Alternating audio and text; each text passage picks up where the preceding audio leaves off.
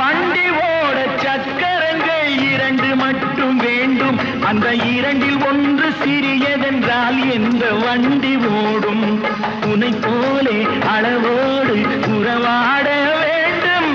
உயர்ந்தோறும் தாழ்ந்தோறும் உறவு கொள்வது அது சிறுமை என்பது அதில் அர்த்தம் உள்ளது. பரமசிவன் கழுத்தில் இருந்து பாம்பு கேட்டது, கருடா சௌக்கியமா? யாரும் இருக்கும் இடத்தில் இருந்து கொண்டால் எல்லாம் சௌக்கியமே.